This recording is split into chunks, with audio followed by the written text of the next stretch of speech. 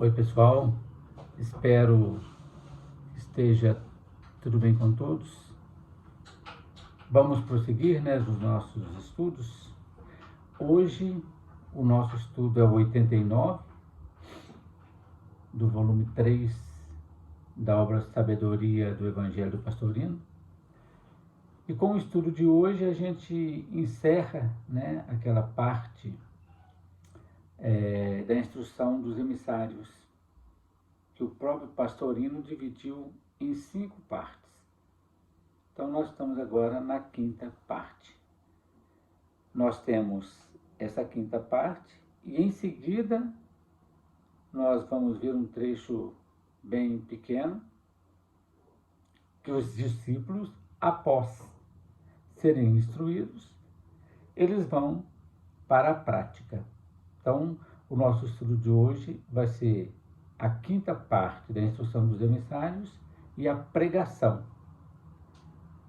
A instrução dos emissários está narrada em Mateus, capítulo 10, versículos 40 a 42, e a pregação, Mateus 11, versículo 1, Marcos, capítulo 6, versículos 12 e 13, Lucas, capítulo 9, versículo 6. Beleza? Instrução dos emissários, então. A 5ª parte, Mateus registrou assim: quem vos recebe, a mim recebe. E quem me recebe, recebe aquele que me enviou. Quem recebe um profeta por ser profeta, receberá a recompensa do profeta. E quem recebe um justo por ser justo, receberá a recompensa do justo. Quem der de beber, ainda que seja um copo de água fria a um desses pequeninos, por ser meu discípulo, em verdade vos digo que de nenhum modo perderá sua recompensa. Estudando então essa lição, esse trecho narrado por Mateus, como nós dissemos, no final das instruções que Jesus deu aos seus discípulos, ele fala das recompensas que serão dadas àqueles que receberem seus emissários.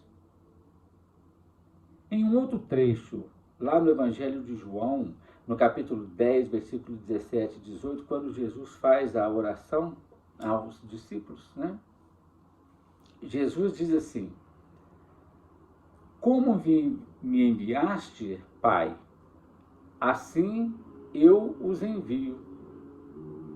E agora, nesse trecho trazido por Mateus, Jesus diz: quem vos recebe, a mim recebe. E quem me recebe, recebe aquele que me enviou. Essa é a ideia fantástica daquilo que a gente tem trazido já há algum tempo, de que tudo está em tudo. Nós estamos no Cristo, o Cristo está em Deus e nós todos estamos em Deus, que é a ideia da unidade. É para isso que nós estamos caminhando, E temos aqui nesse trecho uma sequência bem interessante com 4 temas, ou 4 aspectos. 1 é o Pai. 2, o Cristo. 3, os emissários. E 4, aqueles que recebem os emissários. E tudo isso junto tem um interesse comum de buscar o contato dos homens, isso é, da humanidade com o Pai maior. Portanto, olha que legal. O Pai em mim, o Cristo em mim, os emissários em mim e aqueles que recebem o Cristo em mim. Tudo isso, todo esse aparato tem por objetivo único levar cada um de nós, isoladamente a humanidade como um todo, ao encontro com o Pai maior, o Deus Pai Todo-Poderoso, Criador de todas as coisas. Receber um profeta por ser profeta, esse trecho é interessante, significa que receber um profeta em nome de ou na qualidade de profeta. O que é profeta? Pelo que a doutrina nos ensina. Profeta não é aquele que prediz futuro, mas é aquele que pela boca Deus fala. Aquele que Deus usa da boca para falar. Né? Jesus, então, com o objetivo de fixar bem o que ele te havia dito, ele fala 3 vezes, ele repete para ficar bem frisado. Um profeta, um justo, um discípulo. Nós vamos ver cada um deles também separadamente. A expressão dar um copo d'água fresca é também muito interessante. Jesus fala aqui nesse trecho não de grandes favores que precisa ser feito para o emissário, não precisa fazer grandes favores, como, por exemplo, uma hospedagem, né? Mas a gratidão de um favor bem simples de dar um copo d'água àquele que é discípulo por ser discípulo, a pessoa que fizer isso, que fizer essa doação, certamente será recompensado. Nesse trecho, então, Jesus nos traz o lado positivo, né, que a gente pode fazer essa interpretação da lei de causa e efeito. Significa que todas as causas produzirão infalivelmente o seu efeito correspondente e equivalente. Porque, de modo geral, quando a gente fala de lei de causa e efeito, a gente só pensa no lado negativo, mas não. Tudo aquilo que a gente fizer terá consequência. Isso a gente, pela própria física, né? A gente já aprendeu isso. E no reino do Espírito é a mesma coisa. Entendendo, então, essa lição no sentido profundo, nós temos a individualidade, isto é, a essência de cada um, declara que a personalidade, isto é, o ser encarnado, que a recebe, automaticamente receberá o Cristo interno.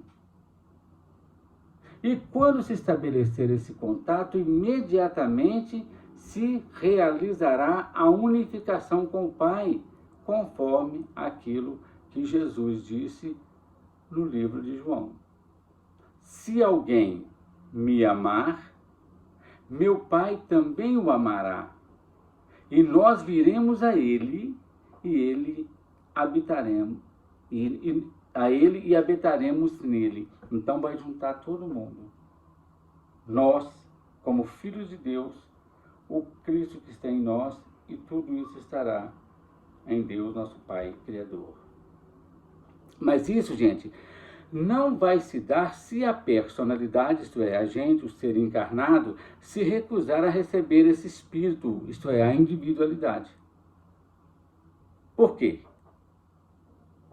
Porque quando o espírito estiver muito envolvido, o espírito com E minúsculo, né? A personalidade estiver muito envolvida com as coisas materiais, com a própria personalidade, com seu eu profundo, com seu transitório, melhor dizendo, terá mais dificuldade de receber o eu profundo. Então, repetindo, isso não se dará se a individualidade se recusar a receber o espírito com E maiúsculo, individualidade, por estar demais envolvida e preocupada com a personalidade, isto é, o ser encarnado, com seu eu pequeno e transitório. Se a preocupação com o eu pequeno e transitório for exacerbada, certamente vai ficar difícil encontrar o eu profundo, né? Porque quem se volta para o lado de fora, logicamente, não tem como, quem fica só perdido na periferia, não tem como adentrar a parte interna. Vai ficar na periferia. Então a gente precisa buscar uma forma de entrar na nossa própria intimidade, que nós já falamos, né, algumas vezes. Porque quem caminha, então, somente seguindo o aspecto periférico, não vai chegar ao centro, né? Isso não quer dizer que quem recusa receber o Espírito não tenha. A gente não pode dizer isso. Só porque a pessoa está na periferia, ela não tem o Espírito, claro que tem. Ela só não se dá conta disso. E que precisa despertar. Enquanto não quer dizer que cada um de nós tenha o Espírito Divino. Nós temos sim. Mas temos que ter cuidado para não deixá-lo rejeitado. Certo?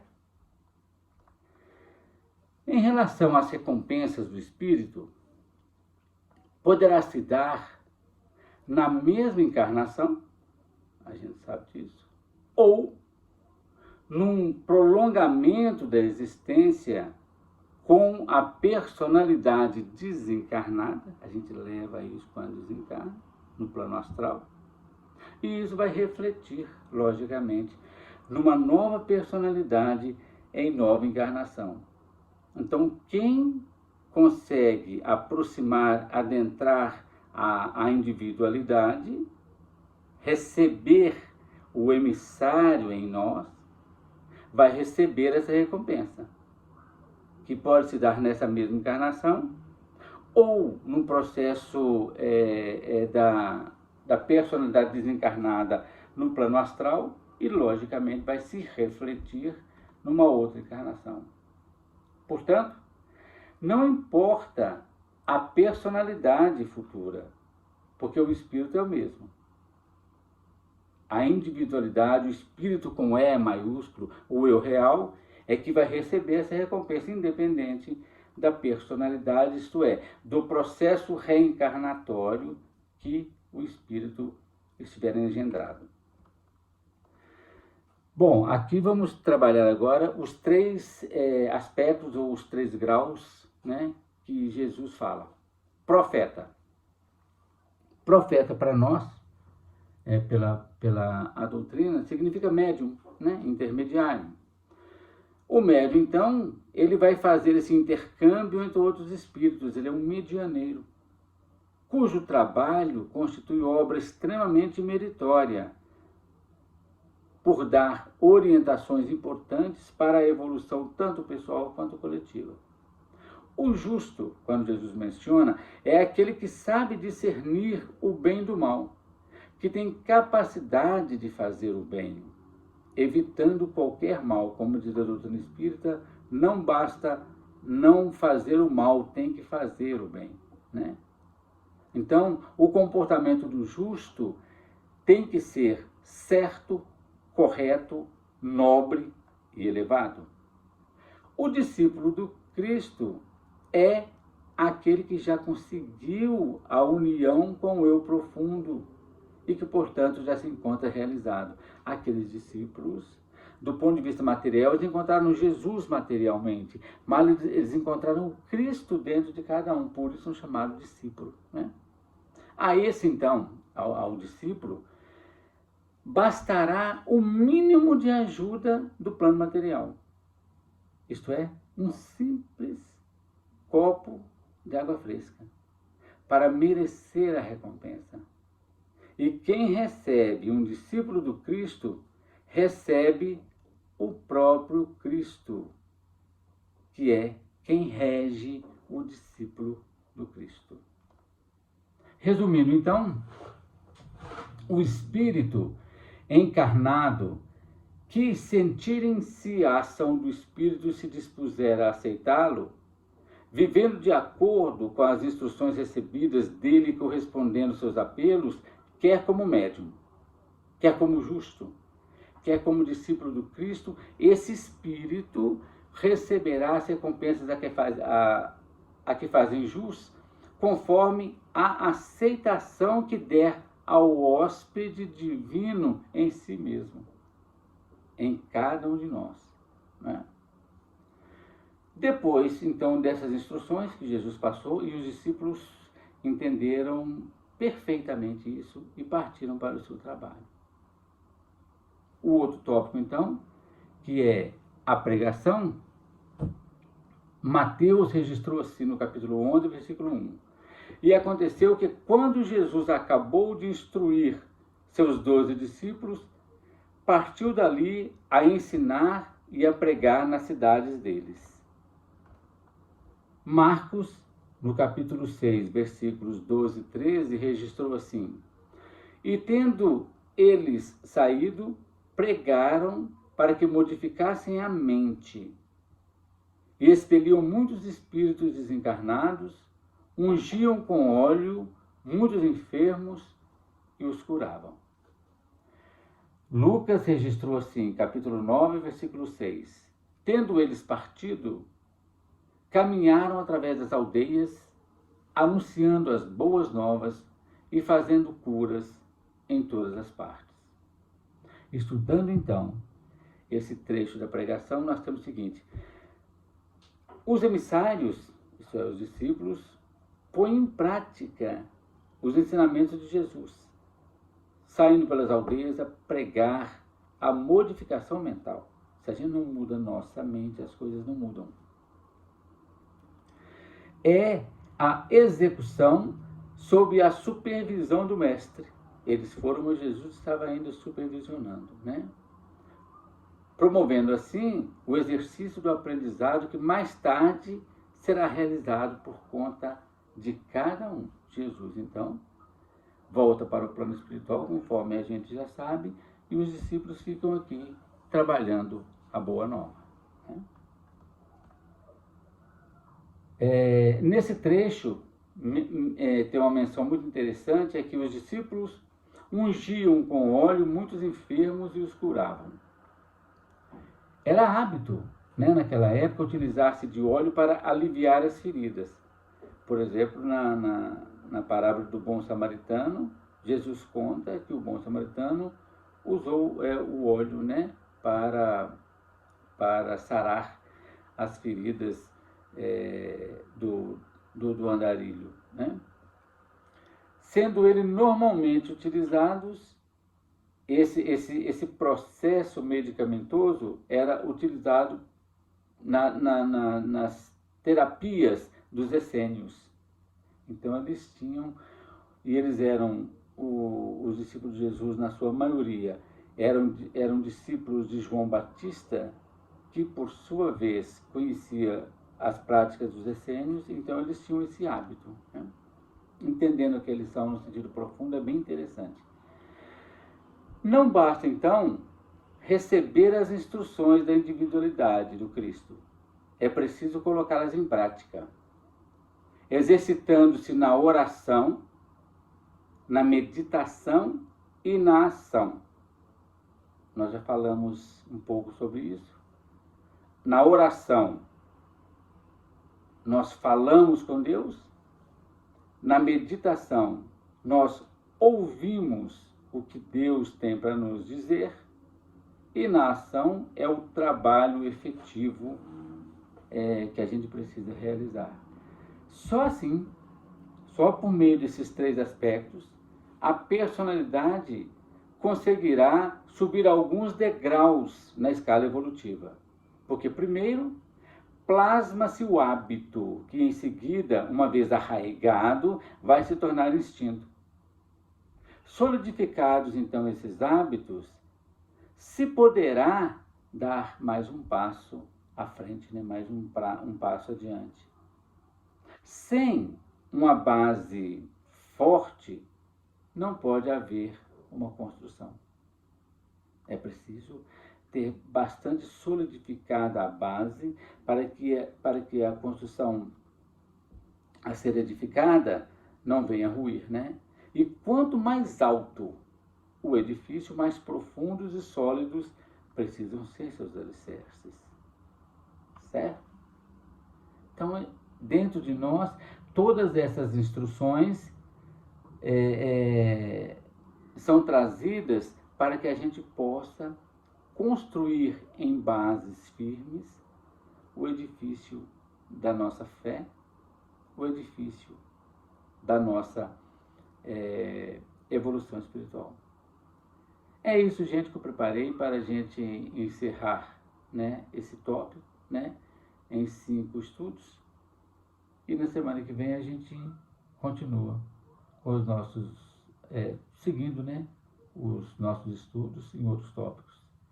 Obrigado e até mais, então.